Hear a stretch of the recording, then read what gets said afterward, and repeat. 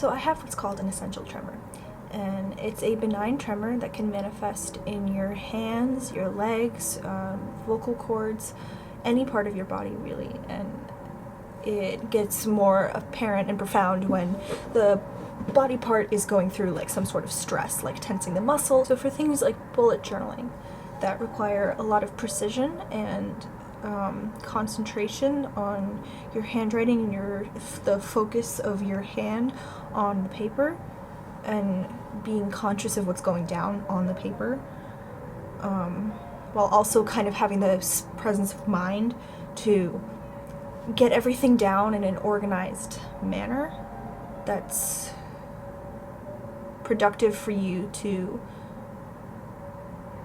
use later on, I guess.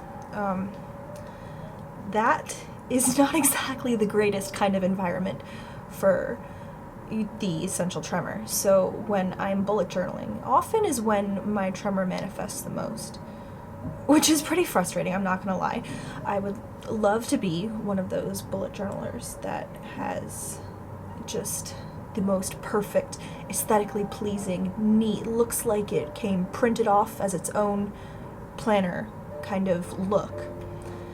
But the reality is, my bullet journal is not going to look like that. It is never going to look like that. And you know what? It doesn't even have to look like that. Because, I'm human, and I'm going to make mistakes. And I live a very stressful life as a professional student. Why would I allow this part of my life, this activity that I do, that I devote so much time and effort and in some cases money towards, why would I make that stressful for myself? Why would I put pressure on myself?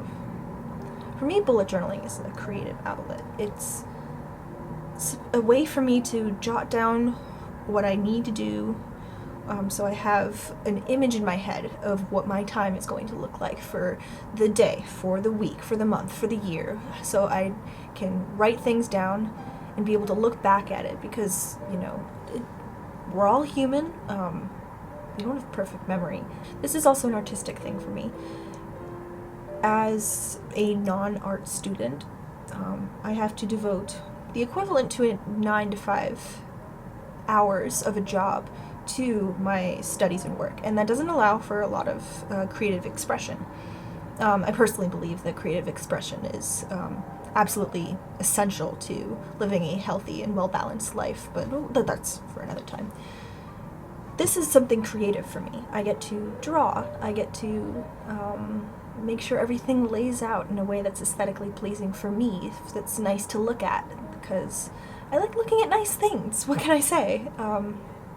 So it's interesting to see a whole culture for something that's supposed to be for your benefit that's so stressful. Because I can't imagine how many times I've told people that I have a bullet journal and they're like, oh, I could never do that. My first reaction is always, why? Why can't you do that?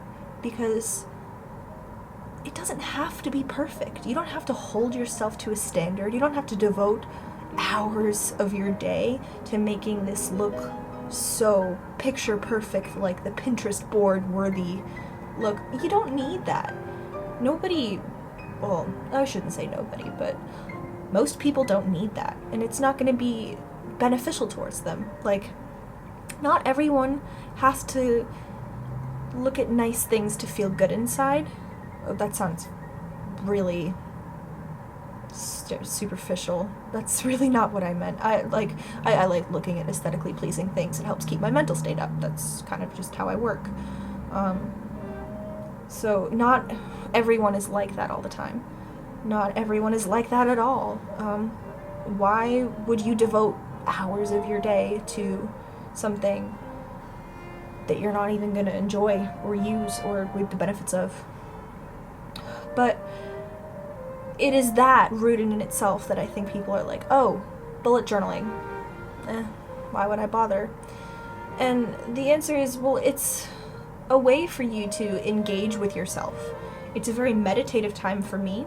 It's a way for me to artistically express myself, and not the traditional, like, let me do a quick oil painting, or like, let me pop out my piano and just like slap out a Beethoven sonata. It's something for the ordinary person to be artistic and to express themselves. You don't have to be perfect. You don't have to be professional level in order to do it. So, and then leading on from, I completely lost my train of thought. Or I didn't lose my train of thought, but I kind of diverted, whatever. Bullet journaling for me is a way to plan out my time. Essentially, when you cut it down to its bare essentials, it's a way for me to plan out my time.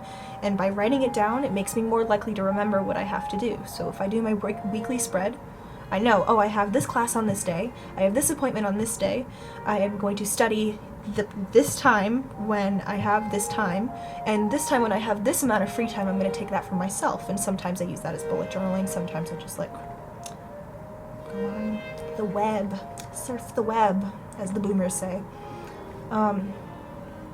And by taking that time for myself to plan things out, plan out my time and my week, I feel so much more grounded in the moment, throughout my day, throughout my week, throughout my month, because I know that I have this going on, and I know that I have all of this planned out in this little journal for me that I can carry around with me everywhere.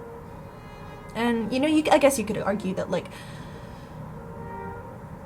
you could buy a planner and write things down, but I think the reality is planners are a one-size-fits-all option for planning, and, you know, it's not always going to fit your lifestyle.